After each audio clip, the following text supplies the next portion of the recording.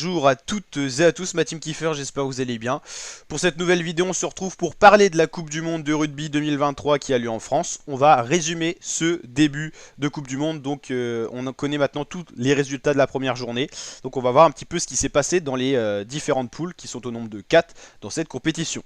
L'ouverture, c'était vendredi 8 septembre plutôt, c'est mieux. C'était France-Nouvelle-Zélande où les Français ont lutté en première période face aux All Blacks. Des All Blacks qui étaient même dominants avant qu'en seconde période les Français dominent leur sujet qui était les All Blacks, justement la Nouvelle-Zélande. La France s'est imposée assez largement 27-13 après s'être un petit peu fait peur en première période. Les Français ont quand même été au-dessus globalement au niveau de la vitesse, au niveau également de l'attaque et des essais marqués bien sûr.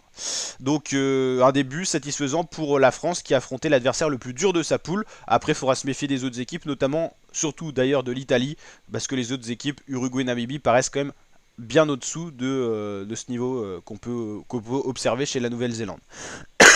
Justement, dans ce même groupe, l'Italie a joué la Namibie. Et l'Italie a nettement gagné 52-8 face à la Namibie, ce qui a permis à l'Italie de prendre la première place du groupe A.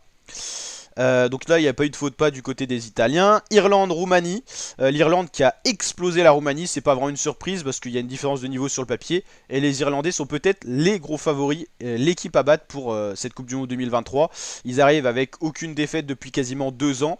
Et ils ont gagné le dernier tournoi destination, c'est une équipe qui ne sait plus perdre et qui sait totalement gagner. Et donc ils ont montré une très belle image face à la Roumanie.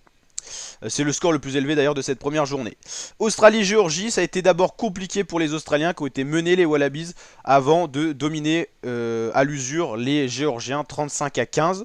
Pour l'instant, pas de réelle surprise, hein. Aucune équipe a réussi à surprendre une nation un peu plus forte sur le papier. Angleterre-Argentine, les Anglais, malgré avoir pris un carton rouge à la 3e minute, ont réussi à battre l'Argentine. Ils se sont un peu fait peur en première période. Je crois même qu'ils ont peut-être été un peu menés par l'Argentine. Et puis après, 27-10, les Anglais ont su gagner. Ils se sont un peu retrouvés en Coupe du Monde. Ils ont retrouvé cette solidarité qu'ils avaient un peu perdue, notamment dans les matchs de préparation de la Coupe du Monde.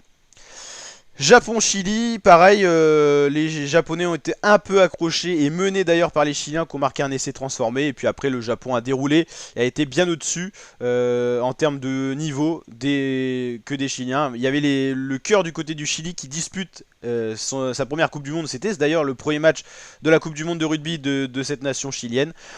Ils ont quand même bien montré les couleurs du maillot avant de craquer. Bien sûr, il y avait peut-être moins de physique du côté chilien que du côté japonais.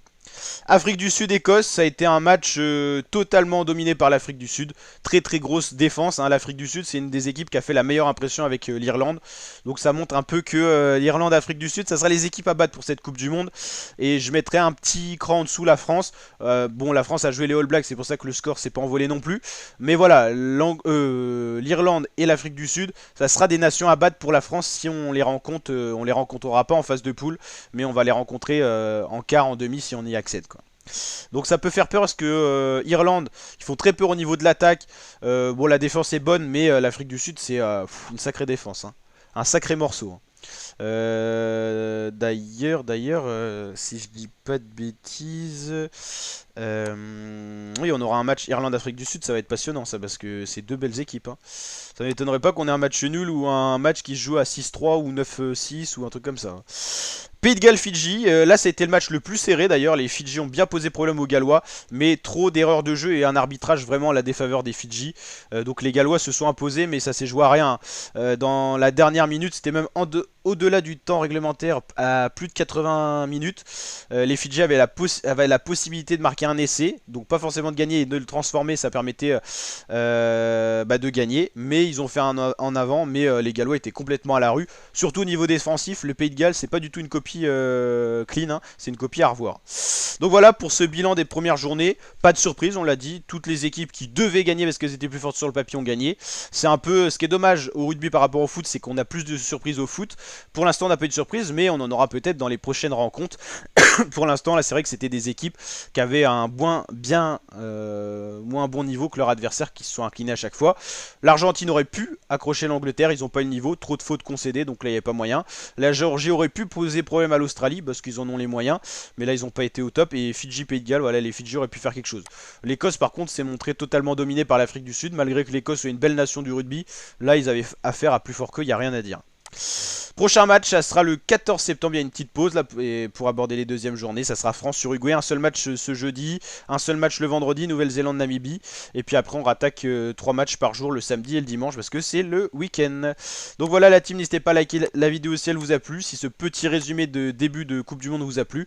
Je vous rappelle qu'on suit en intégralité la Coupe du Monde sur la chaîne, donc n'hésitez pas à vous abonner, à activer la cloche. Les vidéos présentation des matchs sont disponibles. Les résumés de certains gros matchs seront également disponibles sous format image.